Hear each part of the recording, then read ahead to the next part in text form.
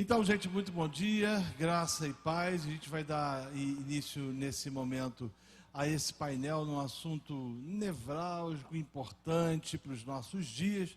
E cada palestrante, ele vai ter a oportunidade de falar 20 minutos. Ao término desses 20 minutos, a gente vai ter um momento de interação, de bate-papo, de conversa e de respostas a perguntas e indagações relacionadas ao tema. Então, vamos começar. Pastor Lázaro, o irmão pode começar? Vou pedir o pastor Lázaro para começar esse período. E aí eu peço toda a sua atenção àquilo que vai ser dito e àquilo que vai ser falado, tá bom?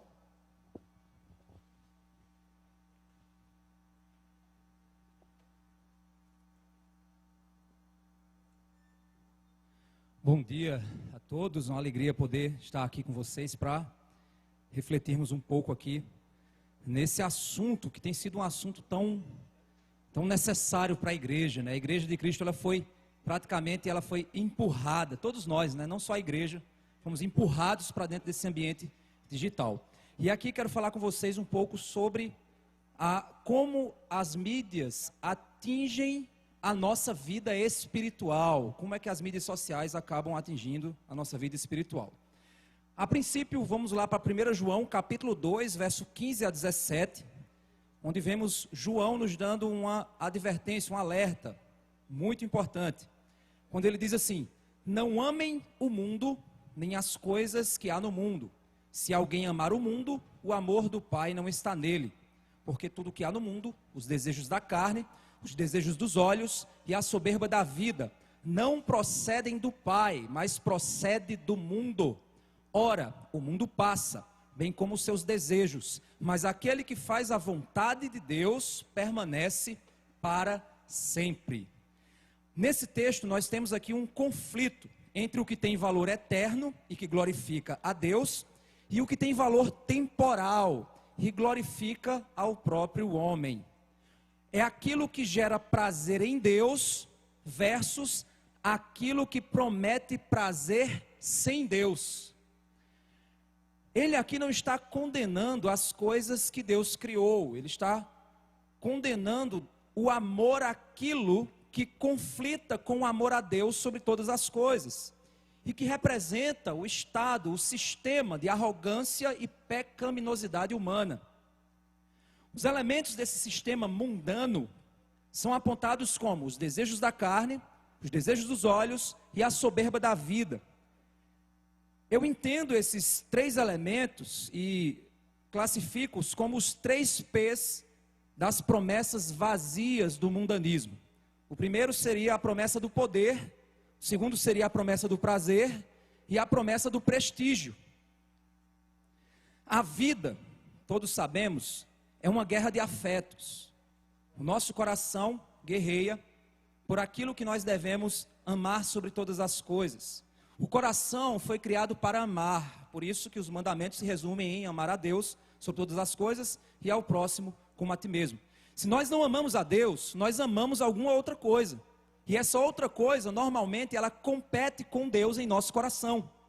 Um mundo rebelde ao seu Criador cria um sistema de coisas que nos promete aquilo que só Deus pode nos dar. E assim, acreditando nessas promessas, nós temos a tendência de amar mais a criatura do que o Criador, como Paulo nos aponta em Romanos capítulo 1. Será que nessa batalha de afeições, nessa batalha de afetos, nessa batalha de amores, o nosso coração não tem flertado com as coisas desse mundo e suas promessas vazias de amor? Você pode até dizer que não, e que ama a Deus com toda a sua alma, com todas as suas forças, com todo o seu entendimento.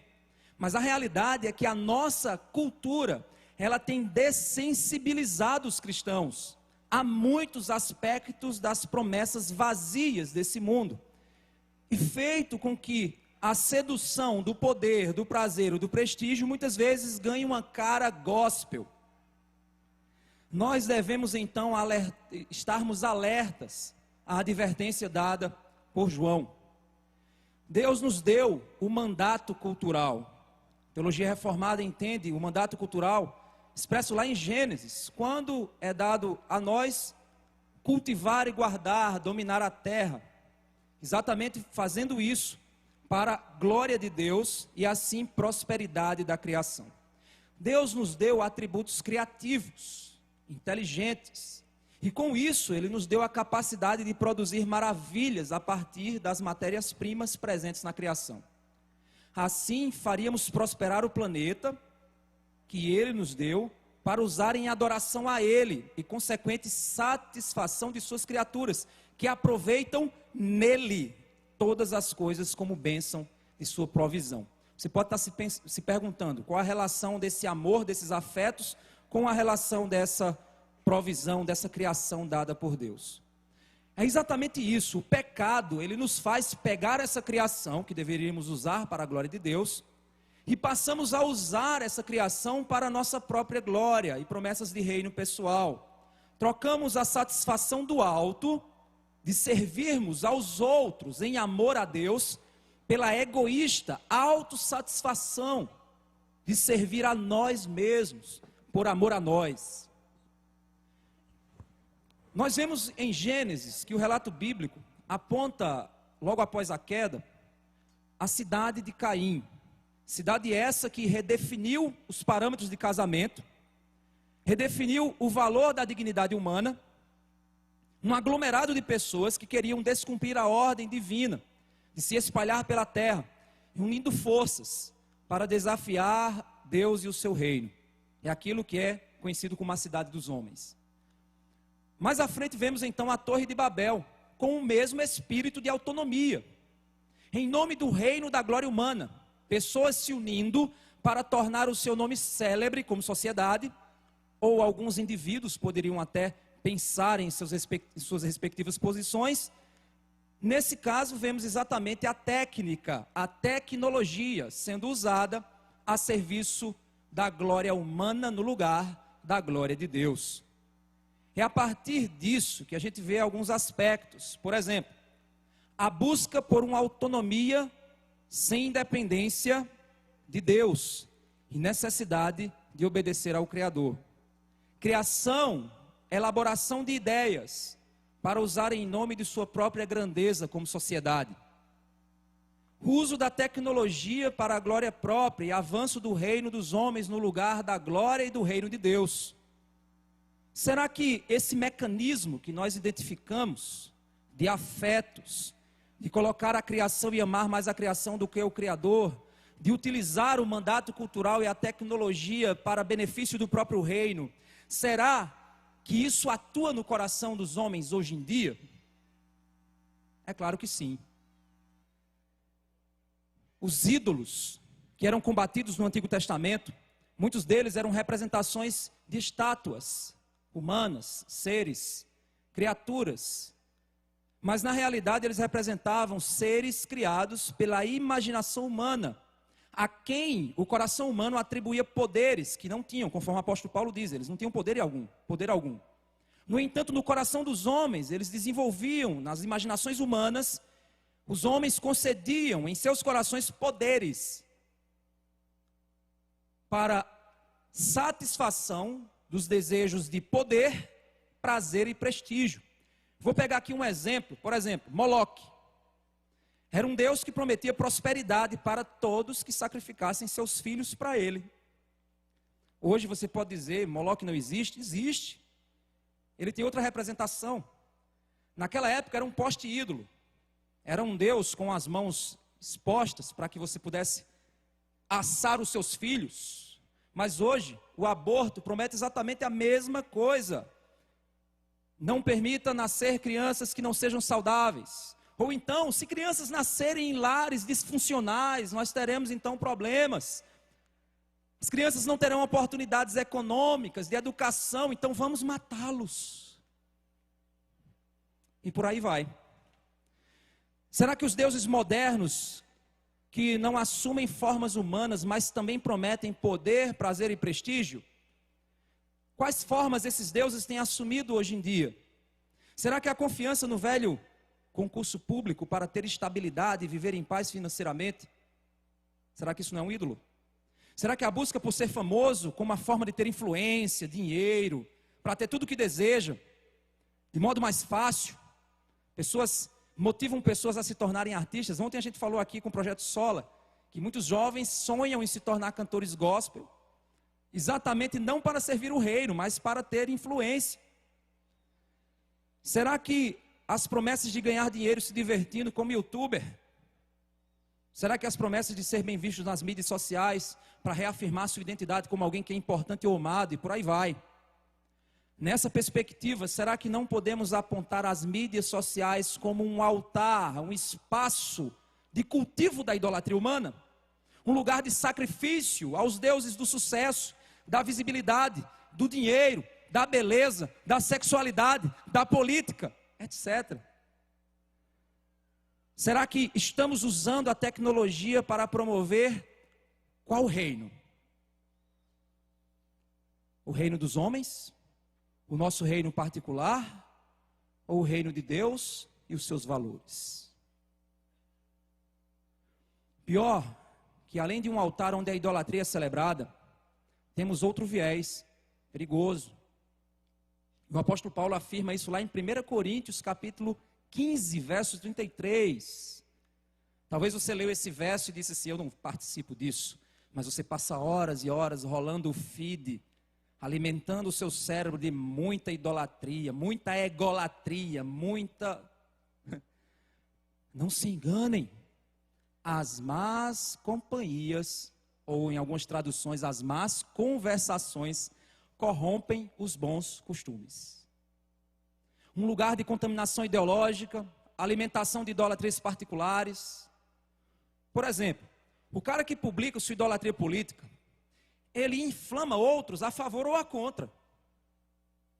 A menina que publica fotos sensuais para ter sua beleza reafirmada, sua identidade assegurada, alimenta o cara que é viciado em pornografia, que afirma por uma curtida, por um comentário, a beleza dela, mas ele está com outras intenções.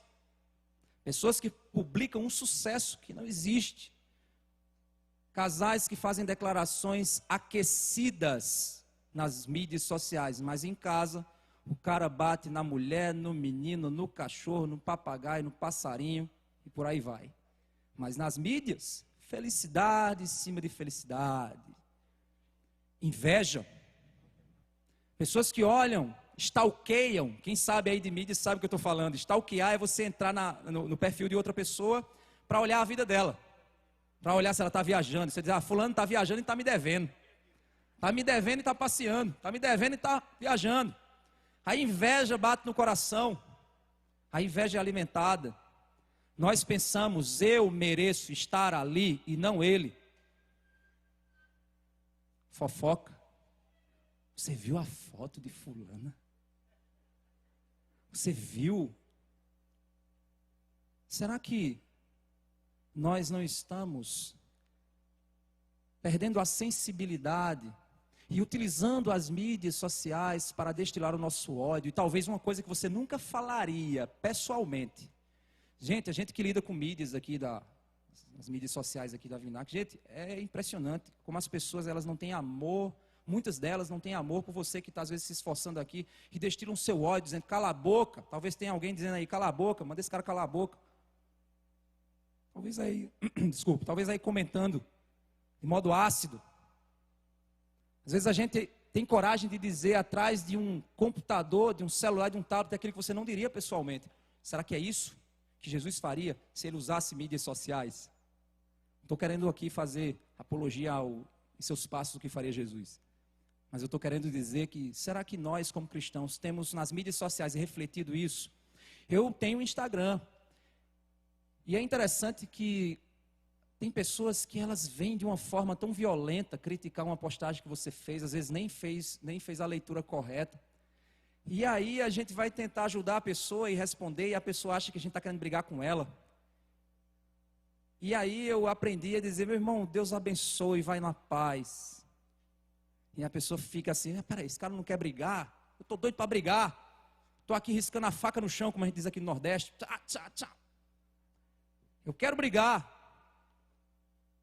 Será que essa pessoa não está querendo reafirmar a sua própria idolatria, sua egolatria? Porque ele ganha o discurso, ele ganha o debate, ele é o cara. Um outro texto, Filipenses capítulo 4, verso 8 e 9, diz: finalmente, irmãos, tudo que é verdadeiro, tudo que é respeitável, tudo que é justo, tudo que é puro, tudo que é amável, tudo que é de boa fama, se alguma virtude há, se algum louvor existe, seja isso que ocupe o pensamento de vocês. O que também aprenderam, receberam e ouviram de mim, e o que viram em mim, isso ponham em prática, e o Deus da paz estará com vocês. Gente, nós vamos entrar num período político e as coisas vão aquecer. Disputas, brigas, reclamações, postagens, memes, várias coisas vão acontecer. E nós, como povo de Deus, vamos nos comportar de que forma no meio de tudo isso? Vamos apontar na direção de quem? Nas nossas publicações, de que? Nas nossas participações no feed de notícias. Muitas pessoas estão perturbadas. Hoje, esse período de pandemia nos mostrou isso. Você vai rolar um feed de notícia, morreu 2, morreu 3, morreu 4, morreu 10, morreu 20, morreu 30, morreu 300. As pessoas ficaram assustadas dentro de casa, dizendo, meu Deus, é muita gente morrendo. Não estou desprezando cada morte, gente, não é isso. Mas quando nós olhamos os números de modo absoluto e relacionamos a outras enfermidades, nós vemos que muitas vezes existe um sentimento de pavor, porque as pessoas estão sendo alimentadas, a mente dela está sendo alimentada por uma mídia social, por postagens que querem na realidade manipular o teu coração. E nós não podemos nos deixar sermos levados. Por isso que Paulo diz, a paz estará com vocês. Ah, eu quero viver em paz, pastor. Ah, você quer viver em paz? Então deixa eu ler de novo. Tudo que é verdadeiro, tudo que é respeitável, tudo que é justo, tudo que é puro, tudo que é amável, tudo que é de boa fama, se alguma virtude há, se algum louvor existe, seja isso que ocupe o pensamento de vocês. Um lugar que pode perturbar a nossa mente e os nossos sentidos, se você simplesmente mantivesse olhando de maneira acrítica, apenas alimentando a sua mente e o seu coração com aquilo. Diante de tudo isso, será que temos usado com sabedoria aquilo que convém? Pois sabemos que não são, que todas as coisas nós podemos, mas não são listas todas elas. Será que temos nos deixado dominar pelas promessas de poder, prazer, prestígio, participado daquilo ali? Quais amores têm sido cultivados em nosso coração? Esses amores, eles apontam para o nosso amor maior ou reduzem o amor de Deus sobre todas as coisas em nós mesmos? Aumenta o nosso amor por nós mesmos e a nossa egolatria. Quando nós usamos essa tecnologia, nós estamos querendo promover a causa de quem? Essa é a grande pergunta. Aquela fotinha do biquinho, com o biquinho, e embaixo, o Senhor é meu pastor e nada me faltará, realmente está querendo dizer que o Senhor é o seu pastor e nada te faltará? Meus irmãos, nós perdemos a sensibilidade e achamos que nas mídias sociais podemos fazer tudo. Aquele amigo que está na festança, na droga, e publicou a foto lá na rave, e você diz, valeu meu irmão, e dá a curtida. O que é que você está dizendo para ele? Continua, meu irmão, vá em frente. Nós temos desprezado muitas dimensões do cristianismo quando entramos no mundo virtual. Mas entenda uma coisa, as más conversações corrompem os bons costumes. E essas más conversações acontecem com certeza dentro das mídias sociais. Deus nos abençoe. Amém. Obrigado, pastor Lázaro. A gente vai dar uma encurtada no tempo de fala de cada palestrante, em virtude das atividades. O reverendo Hernandes daqui a pouco também tem que rumar em direção ao aeroporto. E aí a gente está diminuindo o tempo de 20 para 15 minutos. Então, eu vou pedir o reverendo Hernandes agora, por favor, né, que, por gentileza, fique à vontade. Não, onde você quiser. Acho que é melhor lá por causa da filmagem.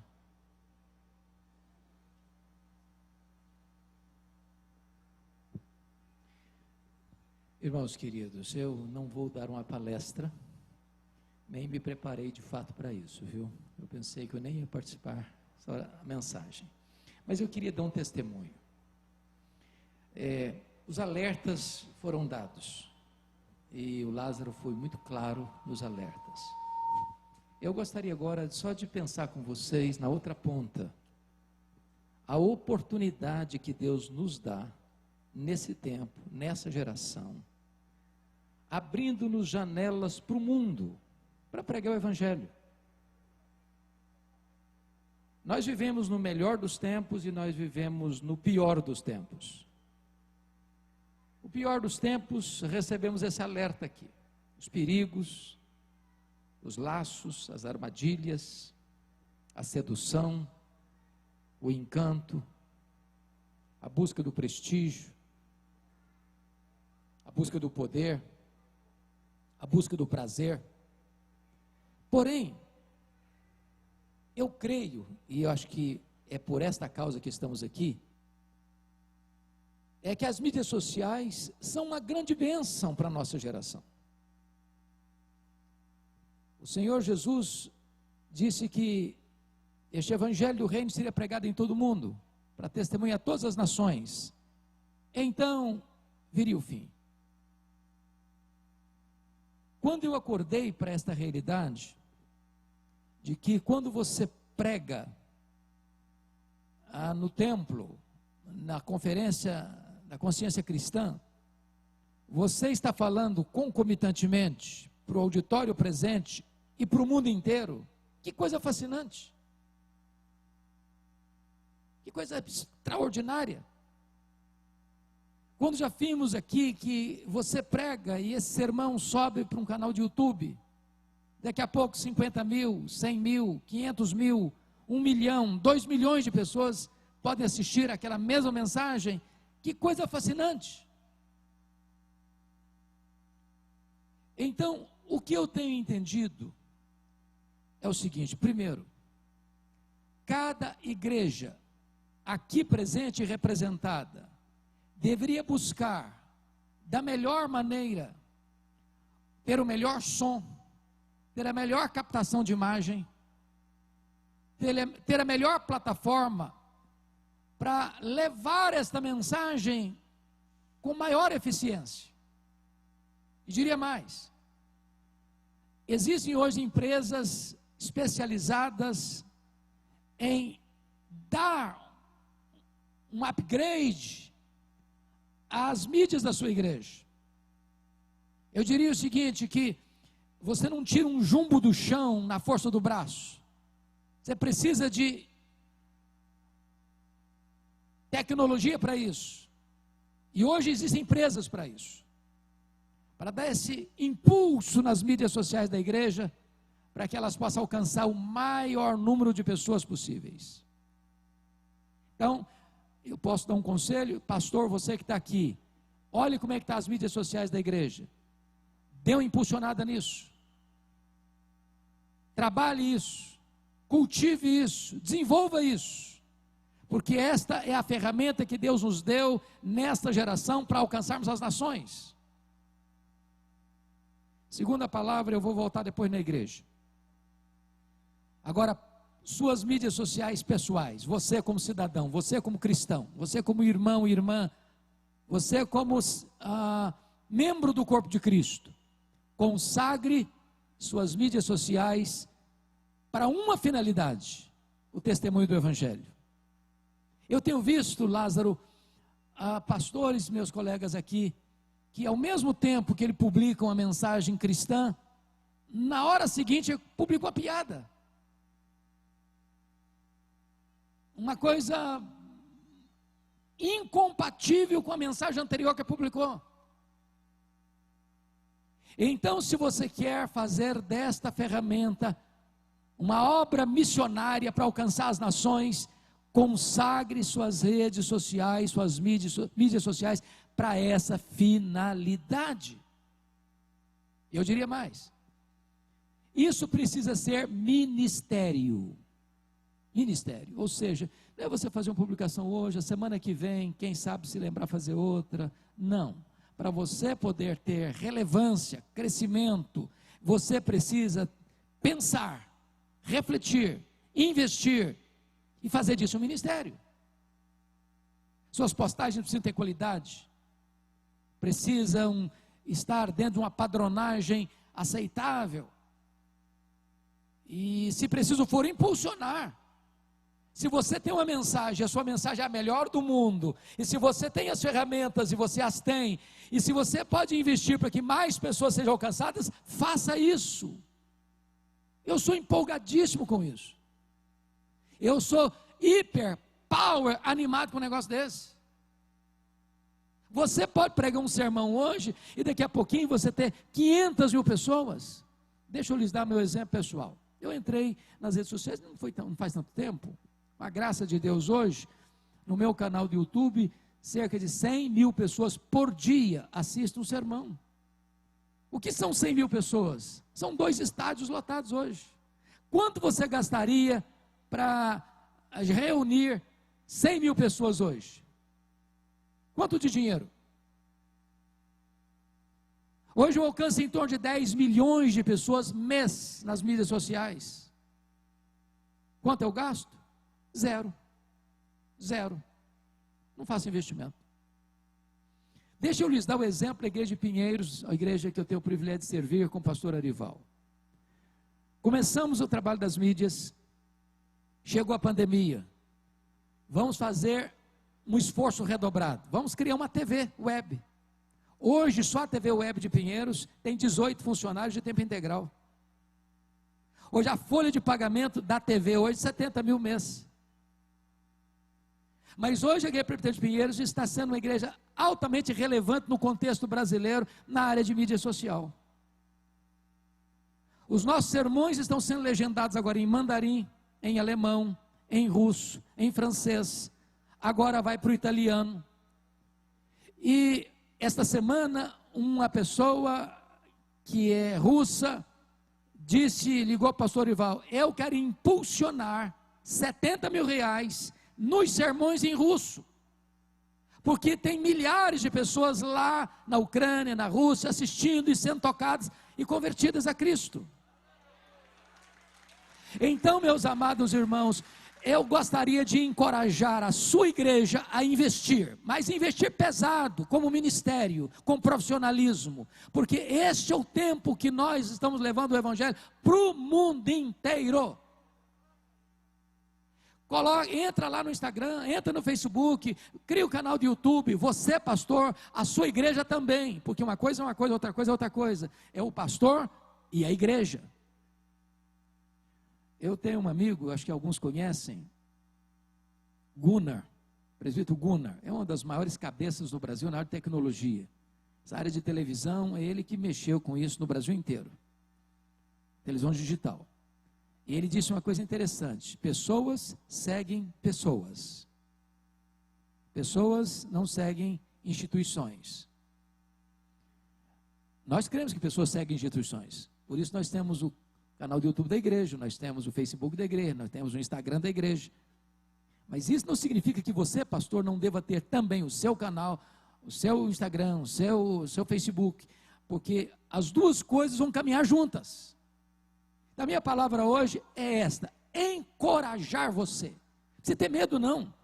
Agora, é a minha opinião, não entre em confusão não. Você tem um propósito. Eu, por exemplo, não respondo nenhuma pergunta, também não tenho tempo para isso, nenhuma pergunta que vem de Instagram, de Facebook, não respondo.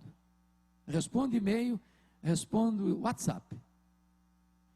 E a minha secretária que me ajuda diz o seguinte: se um camarada entrou lá nas redes sociais, e colocou uma pergunta honesta, sincera, deixa lá, não tem problema não.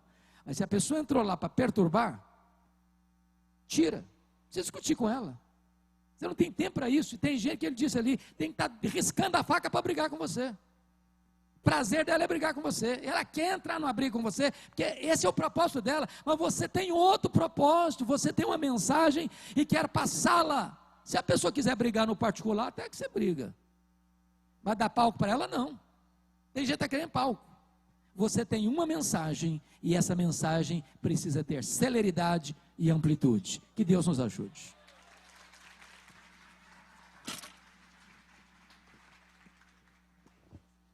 Pastor José Bernardo, por favor.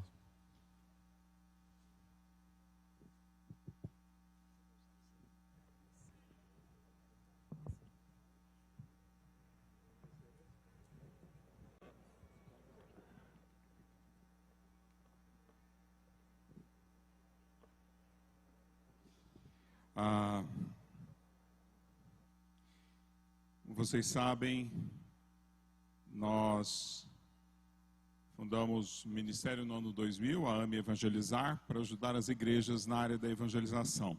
Nós continuamos à sua disposição. Esse ano, o nosso stand está aqui na frente da escada. Nós temos um presente para você, que é um resumo da nossa pesquisa que nós fizemos, lançamos no ano passado. É uma pesquisa realizada no Brasil, no meio virtual, no meio digital, com adolescentes e jovens, para entender a cabeça dessa geração conectada. Então, conversa com os nossos missionários lá. Também, o meio digital tem provocado, essa geração que está no meio digital tem sido altamente afetada na sua emocionalidade, tem um sofrimento emocional bastante grande, que é constantemente denunciado. Nós estamos trabalhando sobre isso. Então, no Encontro da Consciência Jovem, falando para pastores e líderes de jovens e adolescentes e também para jovens interessados em liderança, nós vamos discutir como é que o aconselhamento bíblico pode ajudar a lidar com o sofrimento emocional que a geração conectada tem. Então, a gente se encontra a partir de domingo de manhã, então, no Consciência Cristã Jovem, se você quer entender melhor como é que essa geração conectada tem sido afetada emocionalmente pelo meio digital. Mas hoje meu objetivo é falar um pouco sobre a questão da falsidade, não é? Das notícias falsas, da fake news dentro do meio. Como é que a mentira, como é que a falsidade tem sido propagada fortemente através do meio digital. Para isso eu quero ler o texto bíblico que está em João, capítulo 8, versículos 31 e 32. A perícope é de 31 a 36. Eu não vou fazer uma exposição completa do texto, mas eu quero tocar alguns pontos bastante interessantes que esse texto apresenta e traz um conceito permeante no Novo Testamento, que é o conceito que eu quero deixar para vocês hoje. A palavra de Deus diz assim: disse Jesus aos judeus que haviam crido nele: se vocês permanecerem firmes na minha palavra, verdadeiramente serão meus discípulos e conhecerão a verdade, e a verdade os libertará. 13 a 17 de fevereiro de 2022, nós comemoramos, muita gente comemorou, não sei se você comemorou, 100 anos da Semana de Arte Moderna de São Paulo.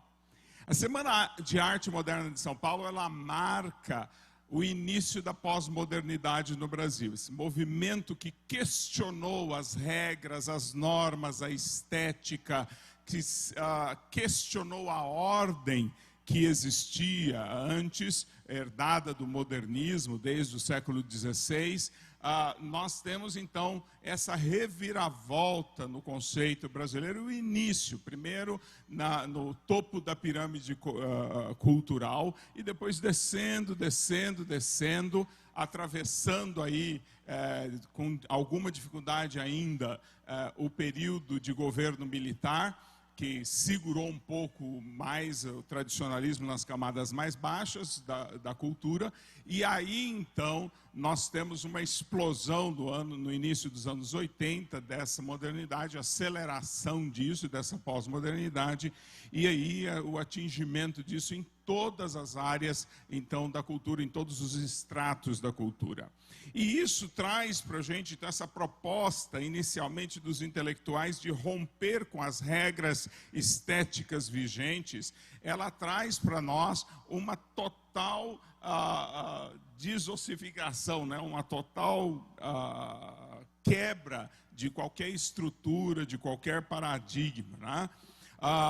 Naquela época, na Semana de Arte Moderna, Ronaldo de Carvalho recitou um poema de Manuel Bandeira, disse: clame a saparia, em críticas céticas, não há mais poesia, mas há artes poéticas. Ou seja, o conceito de uma desestruturação completa, que nós vamos ver agora em todas as áreas. Não existe mais música certa, não existe mais poesia certa, não existe mais redação correta, não há mais nada. Cada um faz aquilo que entende ou aquilo que sabe. Essa liberdade de opinar e definir é a essência do individualismo pós-moderno, da particularização da verdade e da tolerância moral, não é?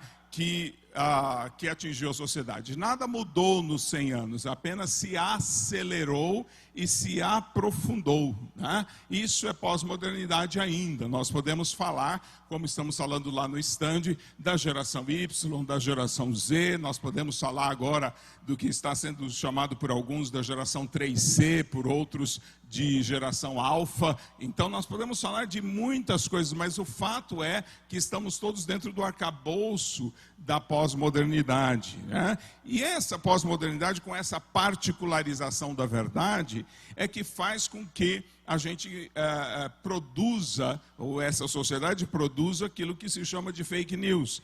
E é irônico porque, apesar do título fake news trazer a ideia de uma notícia mentirosa, ninguém acha que efetivamente é mentirosa, é simplesmente o jeito que a pessoa vê as coisas, é o modo como ela entende, é o modo como ela acha, é o modo como ela percebe a realidade em volta dela. Quando eu olho para as características definidoras dessa pós-modernidade, a urbanização extrema, o multiculturalismo, né? Viver em cidades cada vez mais aglomeradas, com culturas diferentes, gente vindas de todos os estratos culturais, de todos os pensamentos, todas as religiões, não é? E a aceleração da informação, a gente vê que esse ciclo que nós vivemos agora, ele é uma repetição de um ciclo anterior. Esse ciclo anterior que foi conquistado com a Pax Romana, né? Com o Império Romano, também acelerou a informação, aglomerou as pessoas em cidades, produziu esse ajuntamento multicultural de pessoas. E esse foi o berço do cristianismo. Portanto, o cristianismo não nasceu na modernidade. Não nasceu na pré-modernidade, ele nasceu em uma pós-modernidade, dentro da mesma realidade que nós vivemos agora. O problema é que nós fazemos a leitura do Novo Testamento com uma ótica modernista, não é? Da Reforma Protestante, uma visão sistêmica do universo. Mas o Novo Testamento tem uma outra ótica. É uma ótica menos organizada, é uma ótica menos sistêmica, é uma ótica mais empírica, mais vivencial, um chamado a experimentar a pessoa de Cristo. Se nós olharmos para o Novo Testamento com esta visão, com uma visão mais empírica, mais experiencial, nós teremos uma ideia de como lidar com essa realidade que nós vivemos, com a realidade da pós-modernidade, com essa visão totalmente desconstruída, particularizada da verdade. Então nós vamos ver no Novo Testamento, desde que Pilatos, ouvindo Jesus dizer que ele veio para pregar a verdade, né? E que aqueles que são da verdade ouviriam a verdade que Jesus tinha para pregar, Pilatos virou para ele e disse: mas o que é a verdade?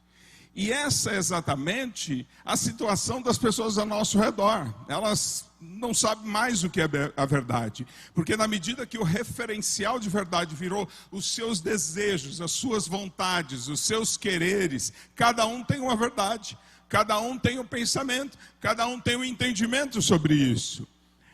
Mas é justamente sobre essa dificuldade que o Novo Testamento versa. O Novo Testamento está constantemente lidando com essa questão da verdade em uma sociedade que particularizou totalmente o que é a verdade. Então esse versículo que nós vimos, ele é, na verdade, ele é uma representação de um conceito constantemente trabalhado no Novo Testamento. A primeira coisa que eu preciso mostrar para você é que verdade, como ela é usada no Novo Testamento, não tem exatamente o mesmo sentido que nós damos a ela. Nós temos duas palavras. Nós chamamos de verdade, mas também usamos o termo realidade, né? Então você está em contato com a verdade ou em contato com a realidade. Eu não vou estender muito a explicação desses conceitos, mas vou dizer para você que quando nós traduzimos a aletheia do grego, nós deveríamos pensar muito mais no conceito de realidade do que no conceito mais etéreo, mais abstrato de verdade. Então, se nós olharmos dessa forma, o Senhor Jesus disse: e conhecereis a realidade. E o conhecimento dessa realidade vai libertar vocês, né? Então, o Novo Testamento vai lidar constantemente com esse conflito que existe entre realidade e a falsidade. E o pseudo, aquela ideia imaginária, inventada, representada, né? Não é necessariamente uma ideia de como nós vamos dizer verdade e mentira, mas é uma diferença entre realidade e falsidade. A gente vai ver isso no versículo 44, na perícope seguinte, na seção seguinte desse texto que nós lemos, o Senhor Jesus dizendo: vocês pertencem ao pai de vocês, o diabo, e querem realizar o desejo dele. Ele foi homicida desde o princípio e não se apegou à verdade, pois não há verdade nele. Quando mente, fala a sua própria língua, pois é mentiroso e pai da mentira. Conceito de pseudo, que nós também usamos no português aqui como prefixo. Então é essa ideia daquilo que é falso, daquilo que é imaginário, daquilo que foi inventado, daquilo que não corresponde à realidade.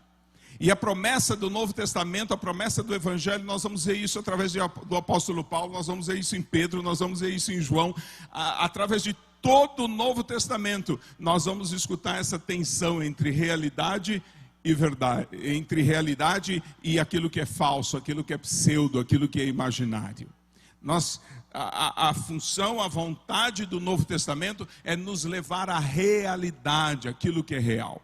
Quando as pessoas começam a acreditar naquilo que é falso, elas dão importância a coisas que não têm importância, elas acham urgentes coisas que não são urgentes, elas se preocupam com coisas com que não se deveriam preocupar. Eu encontro jovens sofrendo profundamente de saudade do personagem da série que eles assistiram. Encontro jovens que estão tendo verdadeiros problemas psicológicos e emocionais, porque dependem das opiniões, ou dos conceitos, ou das ideias de outras pessoas que não estão baseadas em nenhuma realidade. As pessoas estão dependendo daquilo que é falso, daquilo que é inventado. Eu tenho falado muito sobre a ditadura das micronarrativas. Na medida em que foi quebrada a metanarrativa, a grande história de Deus, as pessoas estão vivendo de cápsulas emocionais no filme, na série, no meme. E essa realidade imaginária, pseudo, essa realidade, essa situação imaginária que não corresponde à realidade, está destruindo as pessoas cada vez mais, está desconstruindo ainda mais as pessoas, separando ainda mais cada uma delas. Uma crê numa coisa, outra crê na outra, outra crê na outra. Mas a função do Evangelho, a vontade do Evangelho, é nos levar à realidade, ao conhecimento daquilo que é realmente valioso. A palavra de Deus diz, por exemplo, que as coisas invisíveis são mais valiosas do que as visíveis, porque as coisas invisíveis são eternas. E esse é só um exemplo de como o conhecimento da realidade pode converter ou pode mudar completamente a nossa mente e o nosso entendimento de todas as coisas. Portanto, quando nós vamos falar sobre fake news, quando nós vamos falar sobre esse modo particular de cada um ver as coisas, esse modo particular de cada um entender as coisas, nós precisamos entender, precisamos compreender que a vontade do Evangelho, o propósito do Evangelho, o interesse do Evangelho é desvendar, revelar, descobrir a realidade, aquilo que é real, aquilo que é realmente importante, para que as pessoas parem de ficar angustiadas, desesperadas, ansiosas com coisas que não são urgentes, não são importantes, não são relevantes, para que as pessoas parem de dar atenção a coisas que vão passar, àquilo que o ladrão rouba, aquilo que a ferrugem consome, e as pessoas passem a dar valor àquilo que é verdadeiramente valioso, àquilo que realmente é importante, aquilo que realmente tem valor. Essa libertação que o Evangelho oferece é a libertação que nós precisamos promover através das nossas palavras, da nossa pregação, do nosso entendimento.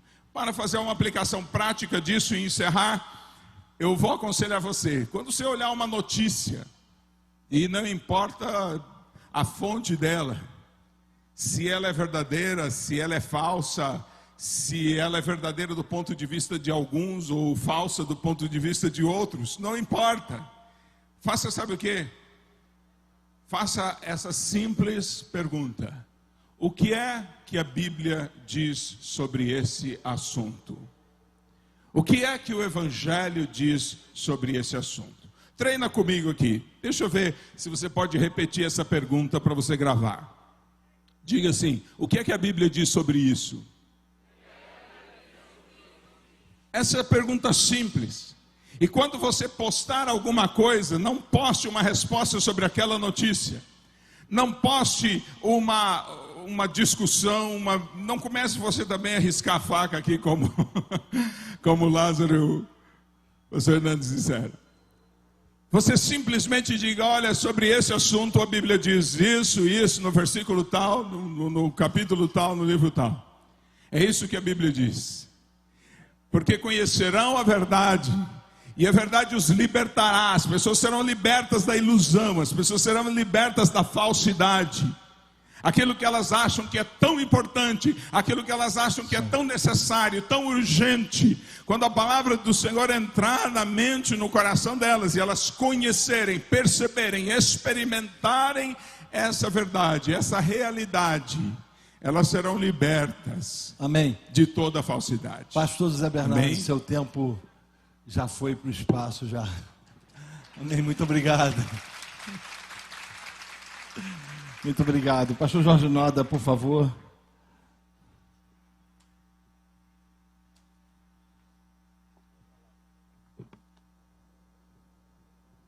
Oi. Meus irmãos, bom dia, a paz do Senhor.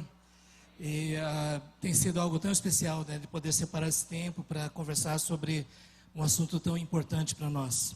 E eu gostaria de ler com vocês o texto que está em Efésios capítulo 5,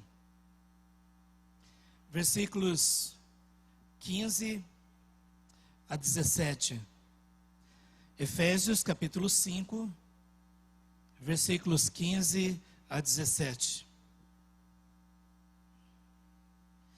Portanto, vede prudentemente como andais, não como necios, e sim como sábios, remindo o tempo, porque os dias são maus. Por essa razão, não vos torneis insensatos, mas procurai compreender qual a vontade do Senhor. Eu creio que aqui nós temos um princípio fundamental para nós. Qual é a vontade do Senhor? O que Deus quer que nós façamos? Como Ele quer que nós usemos o nosso tempo? Como Ele quer que nós usemos a nossa mente, as nossas habilidades, os nossos talentos? E desde já eu creio que esse princípio é fundamental, e a partir daqui isso já definiria muitas das suas escolhas, muitas das formas como você usa o seu tempo.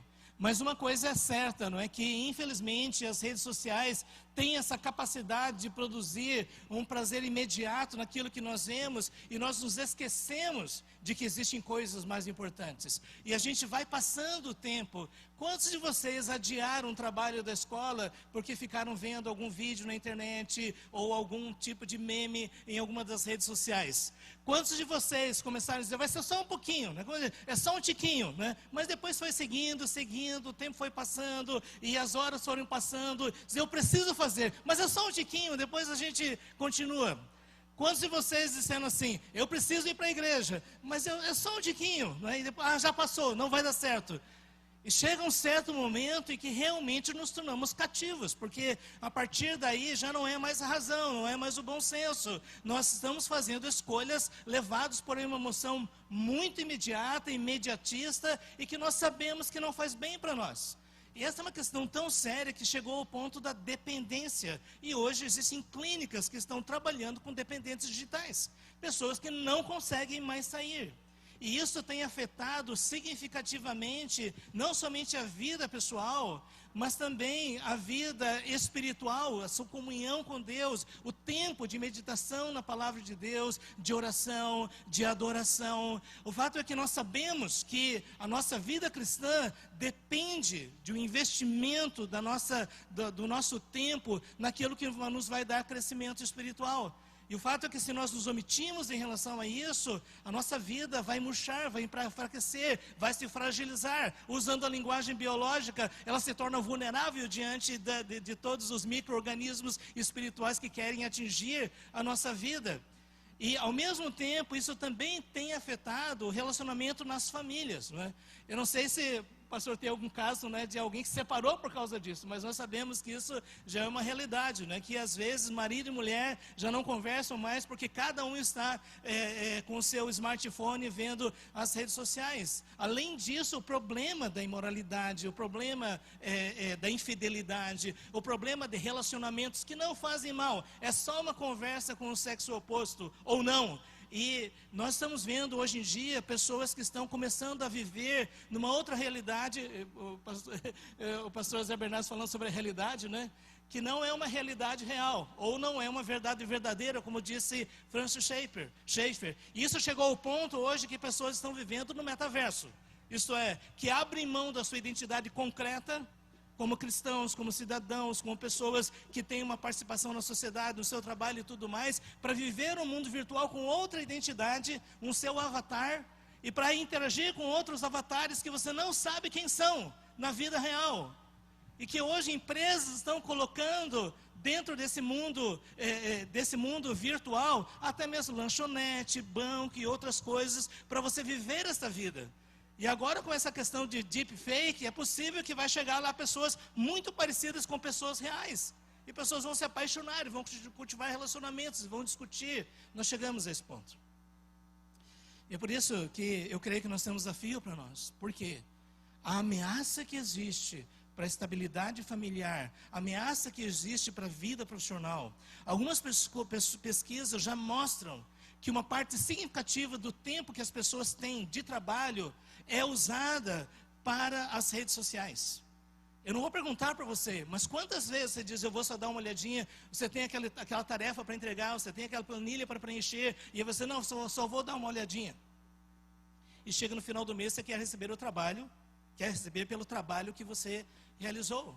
Só o cafezinho, você já ouviu falar do cafezinho? Só o cafezinho já rouba muito tempo. Quanto mais as redes sociais. Antigamente era assim, né? Quando chegava em alguma repartição, né? O chefe chegava lá, todo mundo se agitava, né? Porque tirava do jogo solitário, né? Das cartas, né? Não, agora vamos voltar para o trabalho, né? Aí o supervisor ia embora e diz, não, agora a gente está livre. E nós chegamos ao ponto hoje que muitas pessoas não se aperfeiçoam na vida profissional, não aperfeiçoam suas habilidades, não crescem profissionalmente, não vão ser remuneradas por isso e ficam perguntando o que é que está acontecendo. Além disso, nos nossos próprios relacionamentos, é mais fácil nós cultivarmos relacionamentos virtuais, digitais, do que relacionamentos reais. Você entende? De perdão, de aceitação, de compreensão, de inteligência para entender a emoção da pessoa que está ali perto de você, a capacidade de perdoar pecados reais, a capacidade de cultivar sentimentos reais. Todas essas coisas têm sido profundamente afetadas por essa questão digital. Mas ao mesmo tempo, e aí entra essa questão que o pastor Hernandes falou, que grande oportunidade. Veja o que o apóstolo Paulo disse. Aliás, veja o que o apóstolo Paulo fez. Ele não podia estar em todos os lugares ao mesmo tempo. O que ele fez? Ele usou a tecnologia disponível na sua época, que eram as cartas. E hoje, em 2021, nós estamos lendo as palavras do apóstolo Paulo. E uma coisa que eu acho interessante, que o apóstolo Paulo, naquela época, sabia que já era importante publicar mensagens concentradas, não é? Ele não falava muito, mas falava o essencial. E ele usou a tecnologia da época, nós podemos usar também. Então, meus irmãos, eu gostaria somente, a partir desse texto que nós lemos aqui, pense nisso. Veja como você está andando. Veja o que você está fazendo com a sua vida. E daí a importância da comunhão na igreja. Porque a partir da comunhão dos santos, veja, o apóstolo Paulo escreveu aos Romanos, mas ele disse, eu quero estar com vocês para compartilhar algum dom espiritual. Não existe igreja digital, ok? Pode haver comunicação digital, edificação digital, mas igreja é a comunhão dos santos. É eu e você, nós estamos juntos compartilhando a graça de Deus e crescendo espiritualmente. Não pense que pelo fato de você acompanhar uma boa mensagem, você já cumpriu a sua missão, porque isso é somente uma parte da sua vida cristã. Se você deseja crescer espiritualmente, esteja com seus irmãos, que estão longe de ser perfeitos, como você também não é perfeito. Algumas pessoas dizem, eu estou procurando uma igreja boa para mim. Olha, eu vou dizer uma coisa, quando você chegar lá, ela vai deixar de ser boa. Então, aceita a ideia de que nós estamos antes da volta de Jesus, como pecadores redimidos em processo de santificação, nos ajudando uns aos outros. E nós precisamos uns dos outros. Veja prudentemente como é que vocês estão andando. Considere a sua vida. Não viva no piloto automático. Você se sente assim? Parece que a vida está empurrando você e você não para. Às vezes está dizendo, pare. Eu descobri que lá em São Paulo, na Praça da Sé, você não tem livre-arbítrio.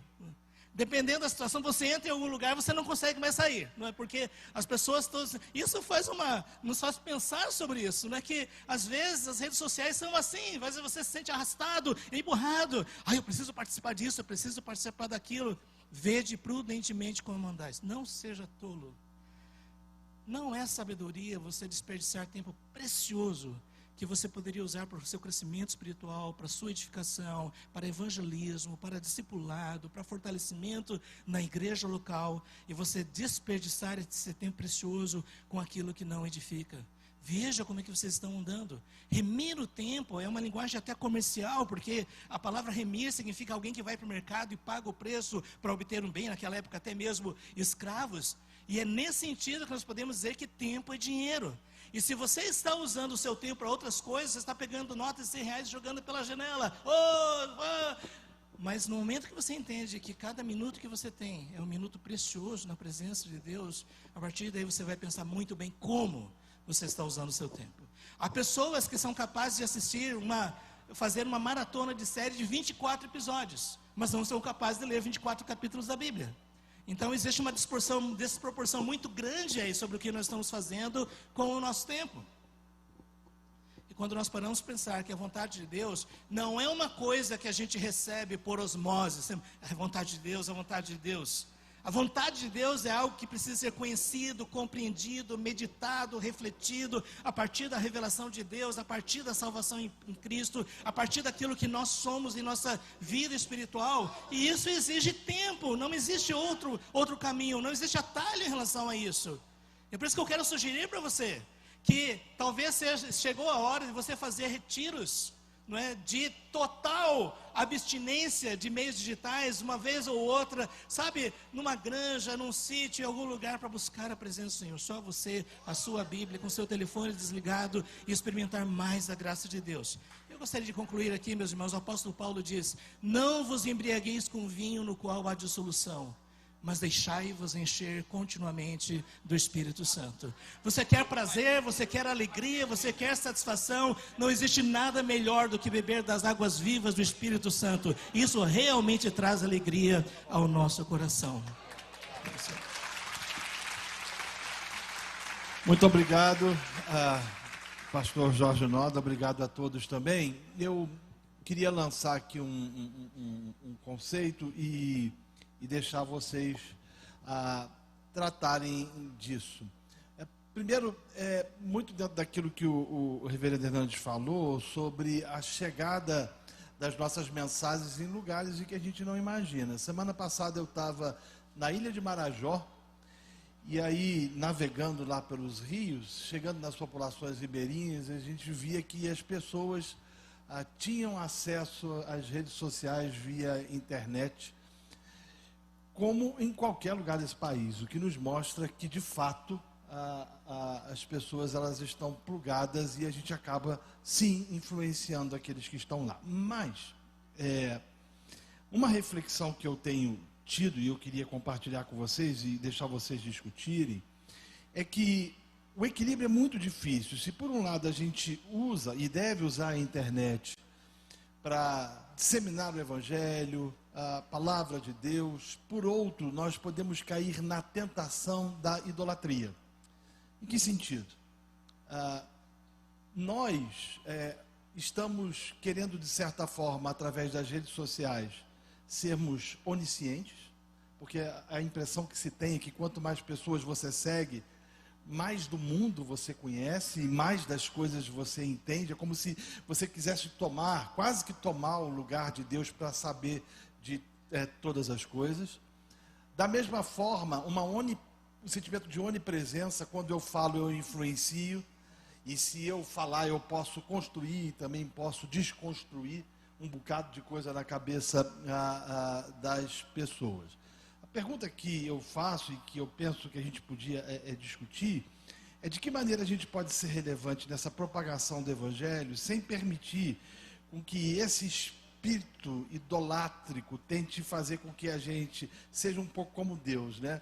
Esteja presente em todos os lugares, porque acaba sendo essa coisa que o pastor Jorge Noda falou, né? Deixa eu ver o que está acontecendo, é rapidinho, né? A gente vê essa questão da Ucrânia agora, a quantidade de vídeos e todo mundo querendo saber o que está acontecendo, é aquela sensação de eu preciso conhecer tudo, mas também essa própria questão da onipotência, né? Eu tenho poder para cancelar alguém, eu tenho poder para desconsiderar uma pessoa. Se por um lado a gente deve pregar o Evangelho, por outro, será que a gente não corre o risco de permitir que o espírito idolátrico desse mundo tome conta dos nossos corações? Com vocês.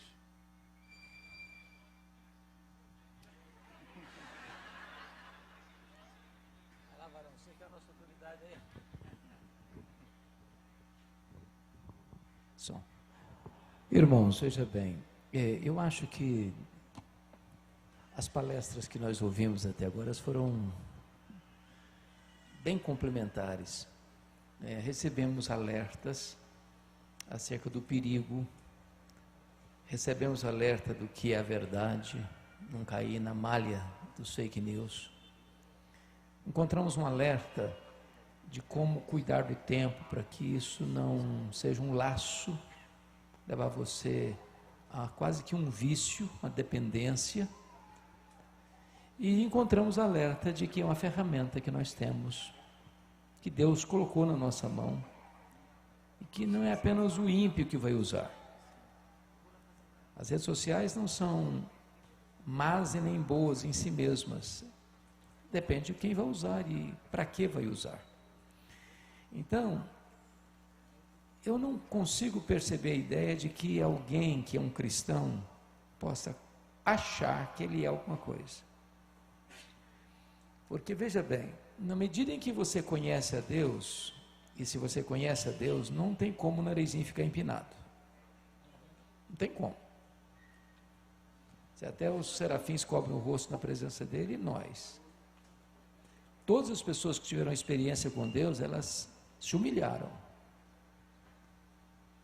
Jó se humilhou, Pedro se humilhou, Paulo se humilhou, João se humilhou. Então não tem como dizer, eu estou na presença de Deus, eu me sentindo assim, com o peito estufado. Segundo, não tem como também a gente ficar com o nariz empinado se a gente se conhece. Só um louco pode dizer, não, eu sou um cara legal, Deus foi muito, muito sábio em me escolher, porque se Deus tivesse me escolhido, Ele teria cometido um agafe, eu sou uma pessoa maravilhosa, eu sou um doido, pensa assim. Então, acho que motivação é muito importante, Deus conhece o coração. Então, ao usar as mídias sociais, a gente tem que pensar nisso. O que eu quero? Promover a verdade, para a glória de Deus, remir o tempo e levar a verdade. Manter esse equilíbrio é fundamental. Que é uma tentação, perder tempo é mesmo. Acho que todos nós lidamos com isso. É vigilância constante. Há determinados truques que eu procuro pessoalmente evitar. Por exemplo, eu gosto de assistir um bom filme, gosto, eu evito. Eu acho que eu assisti pouquíssimas séries na vida. Porque se você assiste a primeira cena, você quer assistir a segunda. Aí você quer assistir a terceira. Então, para todo mundo, o dia tem 24 horas. Se você não tomar cuidado, você gasta as 24 horas em coisas banais. Remir o tempo é um grande desafio. Para vocês que se escrevem, para escrever, você tem que focar, você tem que concentrar. Você tem viagem a fazer, você tem sermão a pregar, você tem visita a fazer, você tem aconselhamento a dar, você tem atividade. Se você não tomar cuidado, o dia vai embora. Vaza entre os dedos. Então, foque naquilo que é prioridade. Você disse uma coisa muito importante, a questão do urgente. Hoje nós vivemos na tensão entre urgente e o importante. Nem tudo que é urgente é importante. Então você precisa, à luz das Escrituras, pensar, meu Deus, eu quero usar o meu tempo com relevância, mas não jogar tempo fora. Se jogar tempo fora, já era. Então, selecione o que é importante e vigie o seu coração, porque o coração é enganoso, muito enganoso.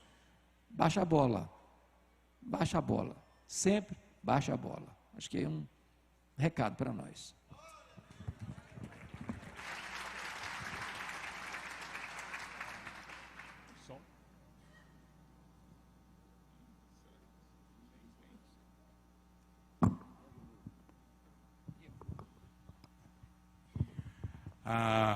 Nem sei se eu ainda tenho direito de falar alguma coisa, que eu extrapolei o meu tempo, mas eu conto com o perdão de vocês.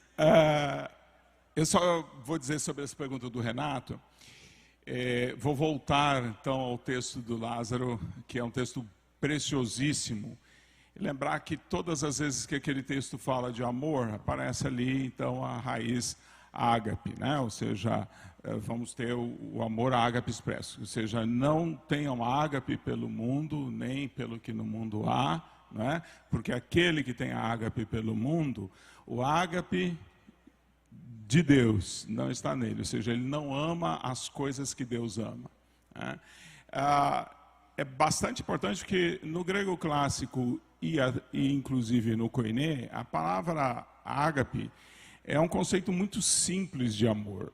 Às vezes as pessoas, o amor divino, e elas fazem uma coisa como se ele fosse incompreensível. Mas basicamente o amor ágape é escolha.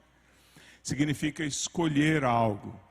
Então leiam esse versículo dessa forma: não escolham o mundo, não prefiram o mundo, nem as coisas que no mundo há, porque se você prefere as coisas que há no mundo, você não prefere as coisas que Deus prefere. Então, basicamente, nós temos a capacidade de amar, de decidir quem nós vamos amar, de escolher quem nós vamos amar, né? E isso é um conceito tão simples. Ontem eu abri a conferência Kids, que nós estamos cooperando com a Vinac para organizar, falando para as crianças pequenas sobre isso, sobre o que significa amar, né?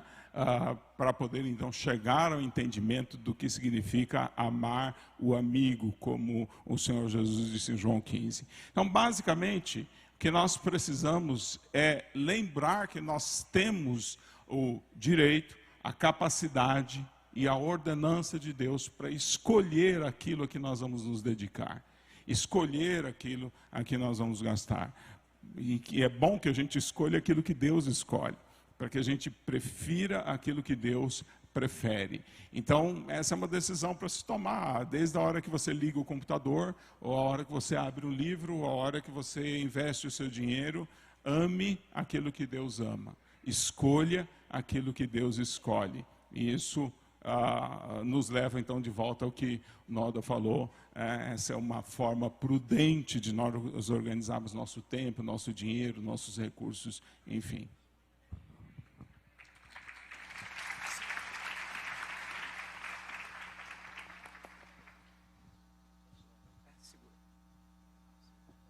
Oi. Gente, na verdade eu não queria fazer nenhuma consideração, só gostaria de dizer para vocês que Deus não mede você pelas curtidas que você recebe nas redes sociais. Ele ama você com amor incondicional por causa do amor de Cristo por nós na cruz. Só gostaria de deixar isso para você.